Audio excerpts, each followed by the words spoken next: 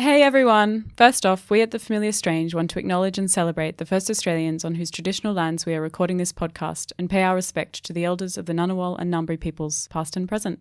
Let's go!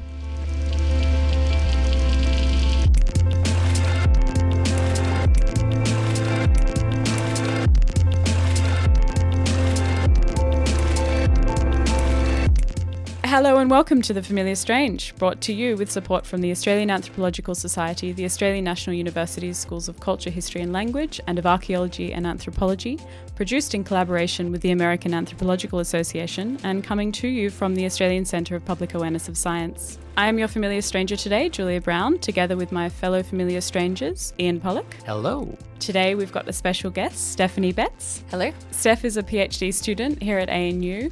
She's in the field of digital anthropology, studying people's relationship with computer game characters, and she is also the president of the Australian Network of Student Anthropologists. And Simon Theobald. G'day. Jodie Trimbath is still away in South America. On her way to the Galapagos. Fantastic. We She's miss just her in still. Patagonia. Crazy life. Okay, let's get started. Ian, what's on your mind this week? I am thinking about those things that people in a culture say, this is what we do in this culture, and then when you look at them, nobody actually does it. I'm writing a chapter on kinship at the moment. I do my fieldwork in southeastern Indonesia, where there's kind of a kinship system that's been very finely described, and there's little variations from culture to culture, but is understood to be like really totalizing and universal, like an abstract system that describes a lot that's really important about people in this part of the world.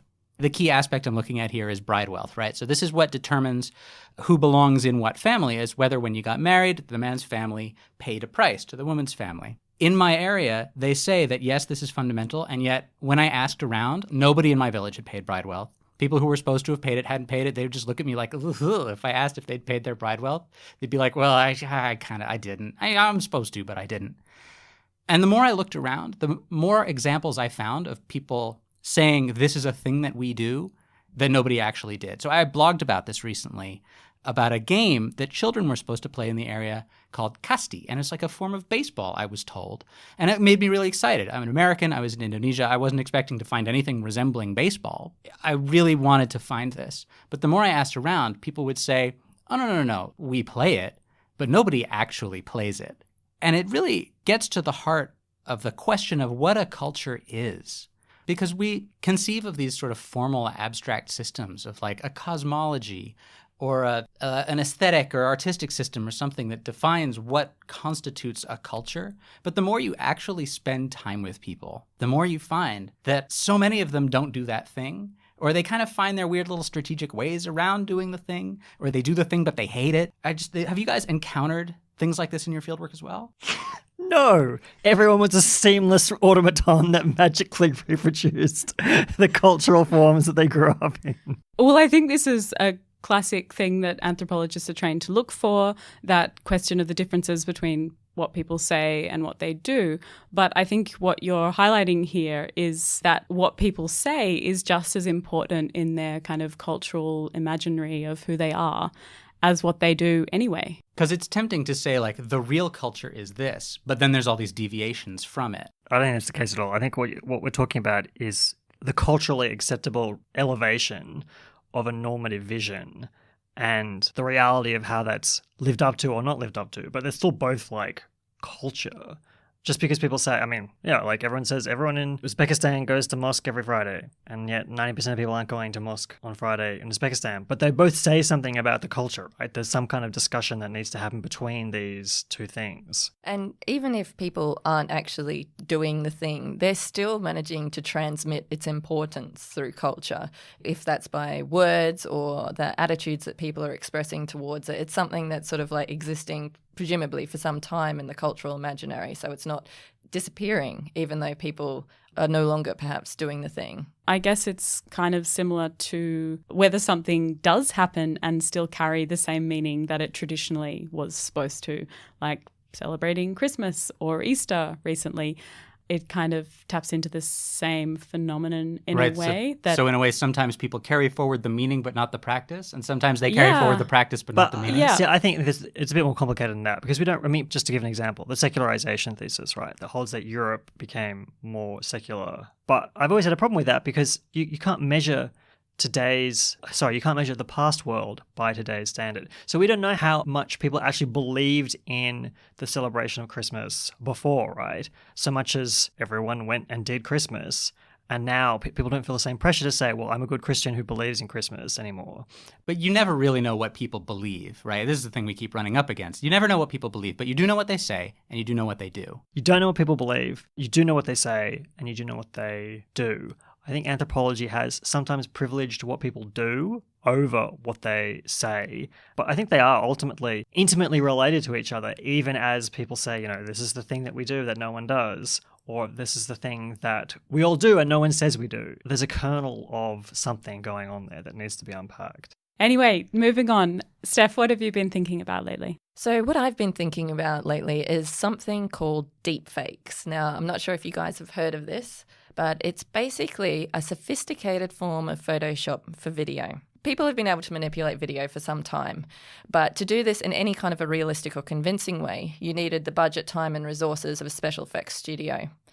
Now, however, using machine learning or deep learning, which is where the portmanteau deepfakes comes from, one single person with a reasonably powerful computer can manipulate videos to make it look like someone is doing or saying something that they never did and make it look pretty darn realistic. Now, this has got a lot of people quite scared about the possibilities. In an era of fake news and post-truth, the sort of possibility of a video popping up of Donald Trump or Vladimir Putin saying something inflammatory could potentially spark a sort of international incident.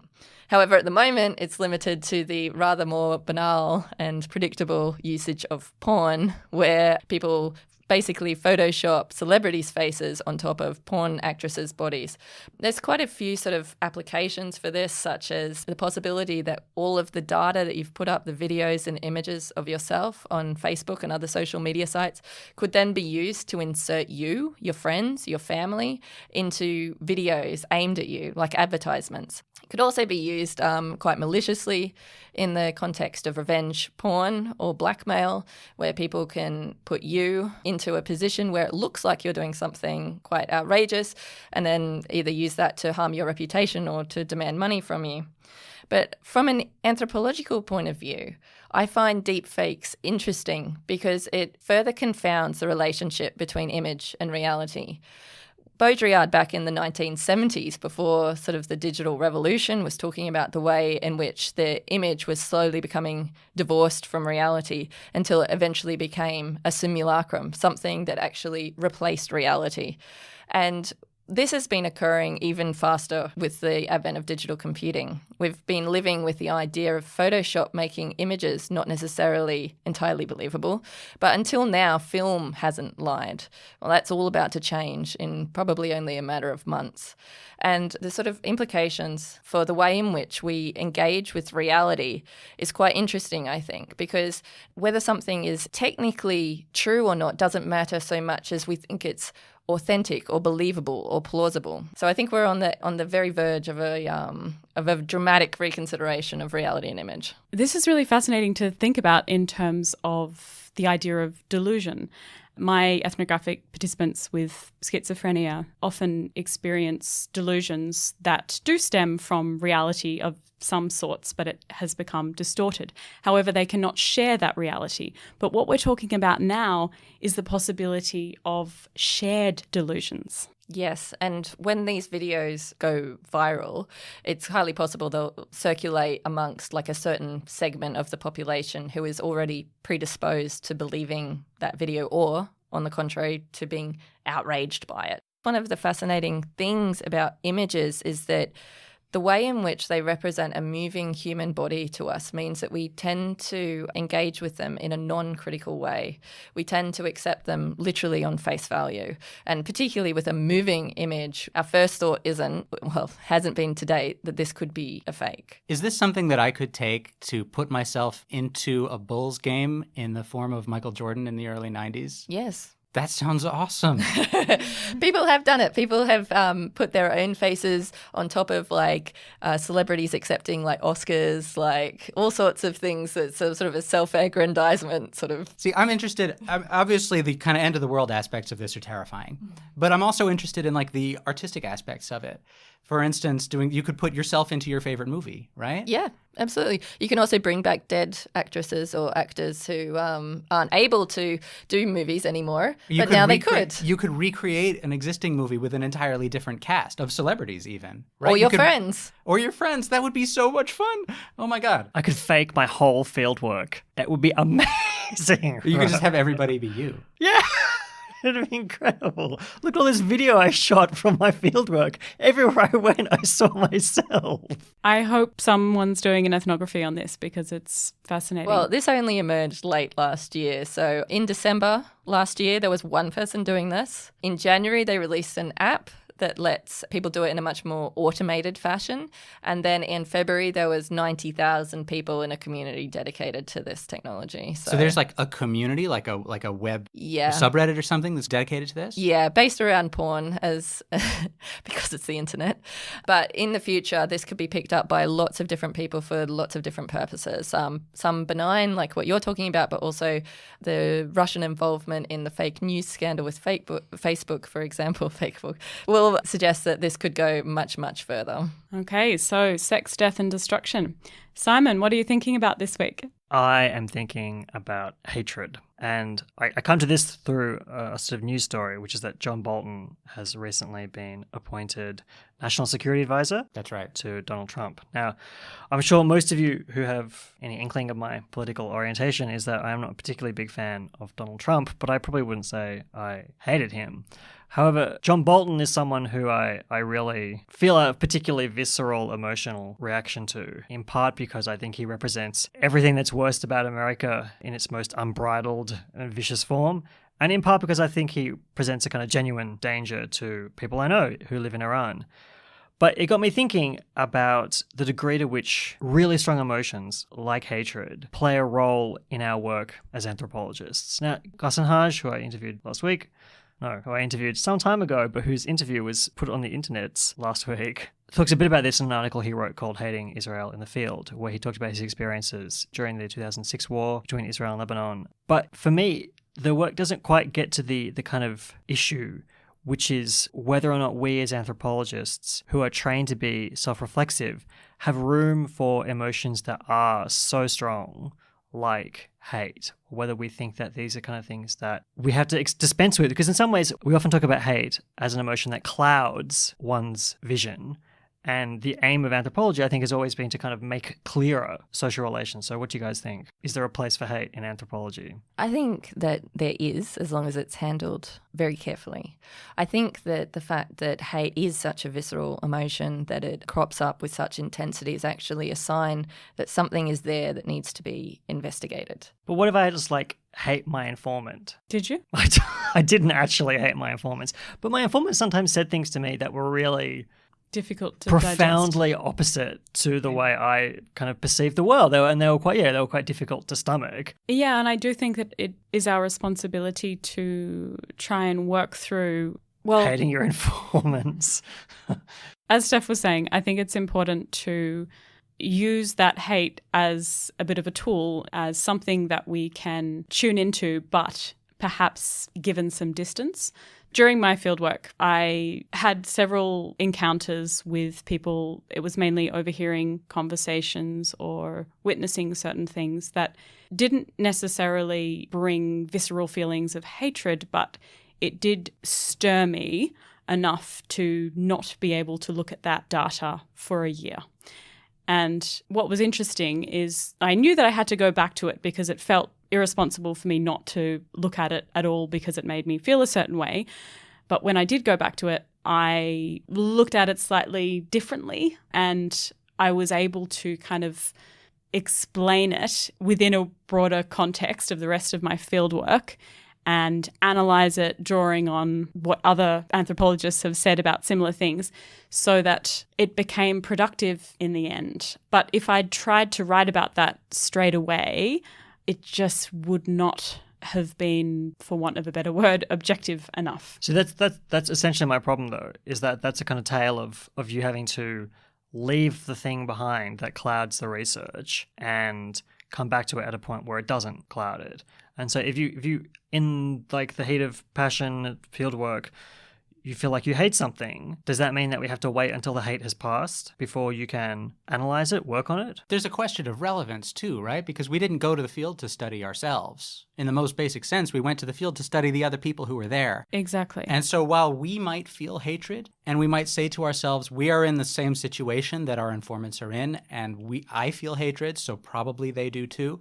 What does our hatred really tell us about what they feel? I mean, coming back to our earlier point, you never really know what another person is feeling. I don't think that that's the role that hatred plays or any other emotion in the field. It's not to give us a sense of what other people are feeling, although perhaps it could give us leads into conversations that we might have. It's about ourselves being the tool of research. Like, there's a reason that we're there physically in the field when we're sort of engaging in these, or as much as you can be in a digital you're a digital environment. ethnographer. But I'm in that instance, I'm in the field in the exact same way that every one of my informants is. But there is a reason that we inhabit these places in the same ways that our informants, and that's so that we can use the full breadth of our humanity in order to understand, analyse and interpret the situation.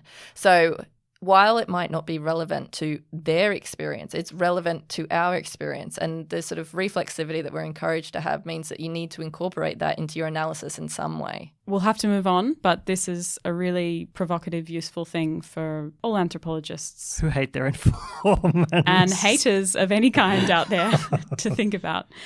So the thing that has grabbed my attention recently is the ways in which people can experience dissociation.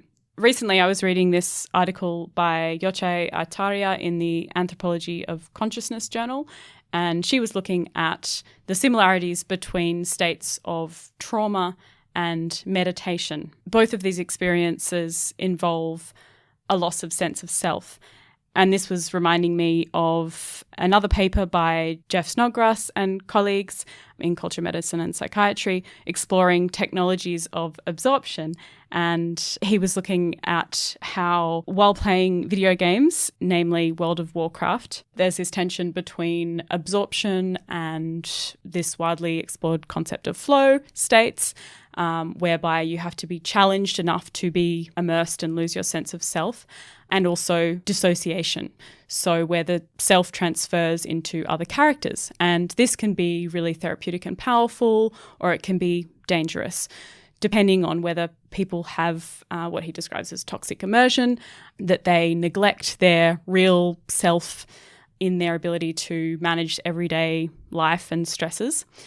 And I was just thinking about Steph's work on, is it Dragon Age, the computer game that you explore? Yes. I'm wondering, how might fictional characters or avatars, which temporarily result in a loss or diversion of who we are, or when we feel a sense of self, how might this help or hinder us to be with other people in real life? So I should say before I go further, Dragon Age is definitely not World of Warcraft. World of Warcraft is a massively multiplayer game, so you're usually there with tons of other people who are all playing their own avatars. Dragon Age is a single-player game, so it's just you and the computer. Now, that arguably allows for a greater sense of immersion because you don't have people running past shouting insults at you when you're playing this game. You're fully in the world of the game. Dragon Age 2 is actually an interesting game because it has quite a sophisticated plot that deals with someone who is a refugee from a country who then attempts to make a new life in a distant city. One of my informants, when they were playing this game, found that it paralleled their real-life incidents in a way that brought them traumatically back. She was a young girl in Zimbabwe during the land reforms, and her father was killed when they took his farm, and she was forced to become a refugee. Playing this game brought all of those incidents back because in this game as well, you also lose family members in your rush to escape from your homeland. And she found that when she was originally playing the game, she couldn't continue. It was too close to her experiences. She was too much in the game. However, when she changed characters, when she stopped playing as a woman and started playing as a man, It changed the game for her because it introduced a sense of distance that allowed her to approach those incidents from her childhood from that little bit more distance. Playing through a different sort of character in the game does have spillover effects in the way that they interact with real people in the current moment? Absolutely, because when she played this game, she realised for the first time that her experience, which is rather out of the norm, could actually be understandable by someone else. And so when she sort of like went onto Tumblr, which was my primary field site, and talked to other people who had played this game, suddenly she had a language with which to speak about her experiences that was otherwise almost unsayable. I think all of these things, I think the whole notion of dissociative states is premised on a particular notion of the self, right? And I'm not sure I entirely... But we're talking about multiple selves in a way, because we're talking about experiencing other versions of ourselves. Even with World of Warcraft, it can be a catharsis for hatred, as we were talking about before. This is the thing, we're always talking about like catharsis. We're always talking about self-actualization. How can these people become their better selves? That kind of thing. Because I think it's a really modern phenomenon. Aristotle originally talked about catharsis in the context of going and seeing a good play. I'm not saying that bettering yourself is a uniquely modern phenomenon, but I'm saying there is something about Western individualized societies that has made bettering the self a kind of, in that sense of each individual chooses for themselves a particular set of goals and values and then works towards meeting those goals and values. To me, that is a very now Western project. A lot of the time when people experience trauma like this, they section it off and they don't allow it to become part of their personality. Incorporating it isn't about bettering yourself or becoming a better person. It's about living with what you've experienced. And being able to live with other people again, because what happens as a result of trauma is also you dissociate from others. That's not necessarily bettering yourself in a sort of modernistic project. Okay, well look, hopefully that's been an interesting conversation for listeners as well. That's all we have time for today. I want to thank Ian Pollock. Thank you. Steph Betz. Thank you. Simon Theobald. Thank you. And I'm Julia Brown. Thank you very much for listening. Today's episode was produced by all of us at The Familiar Strange, and our executive producer is Ian Pollock. Subscribe to The Familiar Strange podcast. You can find us on iTunes and all the familiar places. And don't forget to leave us a review with your likes and dislikes. It helps make the show better. You can find the show notes, including a list of the books and papers mentioned today, plus our blog about anthropology's role in the world at thefamiliarstrange.com. If you want to contribute to the blog or have anything to say to me or the other hosts of this program, email us at submissions@thefamiliarstrange.com, tweet us at TFS Tweets, or look us up on Facebook and Instagram. Music by Pete Dabro. Special thanks to Julia Miller, Will Grant, Nick Trembuth, and Maud Rowe. Thanks so much for listening, and until next time, keep talking strange. Woohoo!